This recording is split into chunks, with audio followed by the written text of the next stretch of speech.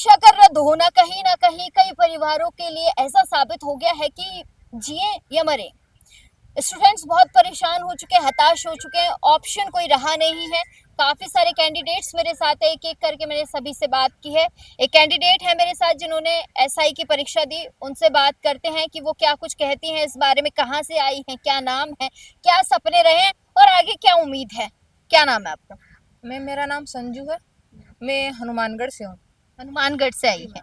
एक बात बताइए, हनुमानगढ़ से कई सारे सपने लेकर आप जयपुर की तरफ रुख अपनाया होगा कि यहाँ से एसआई बन के निकली। एसआई था ड्रीम या कुछ और था? मेरा शुरुआत से ही ड्रीम था कि मैं सब इंस्पेक्टर में ज्वाइन करूँ। इससे पहले कि सब इंस्पेक्टर से पहले मेरा कांस्टेबल में भी हो गया था। तो मैंने कांस्टेबल यहाँ कमिश्नरेट से ही कांस्टेबल ज्वाइन किया था।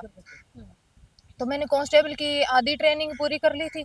आधी ट्रेनिंग करने के बाद में जब आधी ट्रेनिंग हो गई थी तब भी इसका रिजल्ट आया, तब मैंने ये आरपीएम में ये ज्वाइन कर लिया सब इंस्पेक्टर। अच्छा, वर्दी जब पहली बार पहनी होगी तो कैसी खुशी थी? मैम खुशी तो होगी ना, क्योंकि मेरे पूरे मतलब पीढ़ियों से मैं फर्स्ट हूँ जो गवर्नमेंट जॉब में गई हूँ। तो हमारे पूरे परिवार में बहुत, पूरे परिवार में नहीं पूरे गांव में, क्योंकि मैं गरीब फैमिली से आती हूँ। मेरे पापा है वो मजदूरी करते, मजदूरी करके यहाँ पे पढ़ाए है। तो मतलब पूरे गांव में बहुत खुशी थी। और मेरे मम्मी पापा की तो पूछो ही मत कितनी उनकी खुशी होगी। ये बात माता पिता को बताई कि ऐसा ऐसा हो गया मेरे साथ? बताया? बताया मैंने तो नहीं बताया, क्योंकि हिम्मत नहीं हुई बताने की, क्योंकि उनके तो कुछ सपने थे जो ऐसे टूटते हुए नहीं देख सकते थे हम तो हमारे किसी दूसरे ने आके उनको बताया था। पर मैंने थोड़ा उनको समझाया भी, ऐसा कुछ नहीं, अभी डबल बेंच में भी जाएंगे, वहां से ना तो सुप्रीम कोर्ट भी जाएंगे।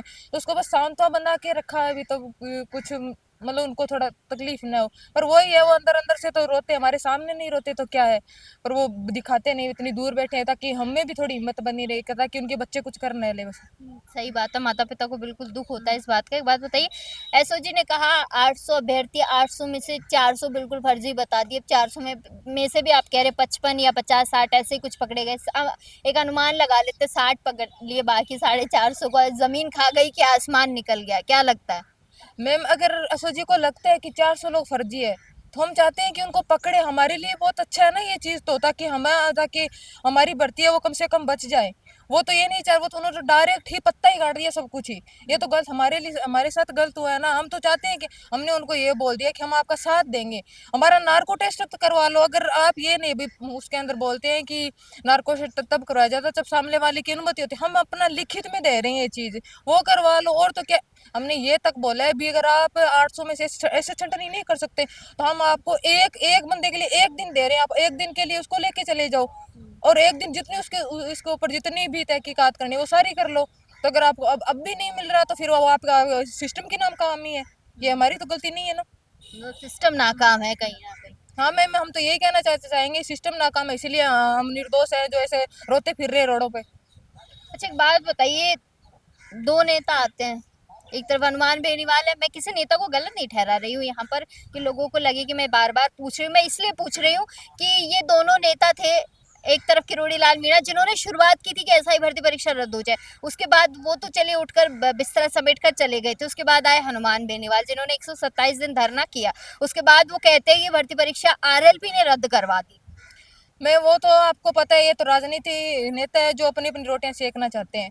ये चाहते हैं हमें क्रेडिट मिले, ये चाहते हैं हमें मिले, जबकि ये कोई नहीं सोच रहा कि इन जो निर्दोष बच्चे हैं उनका क्या होगा, उनके परिवारों का क्या होगा।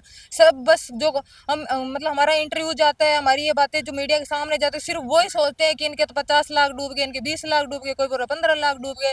अरे अगर हमारे पास इतने पैसे ही होते तो हम यहाँ पर क्यों अभी आपके सामने अपनी गुहार लगा रहे होते, क्यों सरकार को बोल रहे होते कि हमारे साथ डीवी में जाओ। लगता है कि सरकार आपके साथ डीबी जाने का फैसला लेगी? मैम ये तो कंफर्म नहीं है, जब लेगी तभी पता चलेगा। पहले से तो क्या बता सकते हैं। जब हमारे लिए तो ये होगा, हम तो चाहते हैं कि हमारे साथ जाए तो हमारे लिए अच्छा ही होगा। अच्छा, जब रात को सोते हैं तो अगले दिन के लिए क्या दिमाग में सोच के उठते हैं कि आज क्या करना है? मैम नींद आएगी तब सोएंगे ना, तब सोचेंगे ना। सुबह के लिए नींद ही नहीं आती है, टाइम से खाना भी नहीं खाते हैं, यहाँ तक कि ना बस जैसे होते हैं वैसे उड़ जाते हैं बस रात को 2-2 3-3 बजे तक, क्योंकि हमारे वही चलता रहता है कि कल क्या होगा, कल क्या होगा, कल डीवी में जाएंगे क्या होगा, मतलब सरकार हमारे साथ जाएगी नहीं जाएगी, ये सोचते बस, यही सोचते सोचते सो जाते हैं, ये सोचते सोचते उड़ जाते हैं। चोर का टैग दे दिया गया है कि चोर है।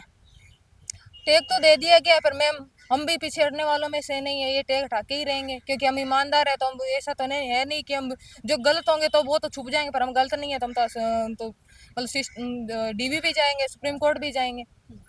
चलिए बहुत शुक्रिया, हम ईमानदार हैं, हम चोर नहीं है, हम डरने वाले नहीं है, डी भी जाएंगे और कहीं ना कहीं सरकार से भी गुहार लगाएंगे कि सरकार इस दौरान जो है हमारी मदद करे। अब देखने वाला विषय है कि क्या सरकार जो है इन अभ्यर्थियों के साथ है, क्या इन कैंडिडेट्स के साथ रहेगी सरकार, क्या सरकार वाकई में ऐसी कोई मंशा बनाएगी, ऐसा कोई नियम निकालेगी या ऐसा कोई फैसला लेकर आएगी जिनसे इनकी नौकरी बच सकती है, तो ये देखने वाला सवाल बनता है।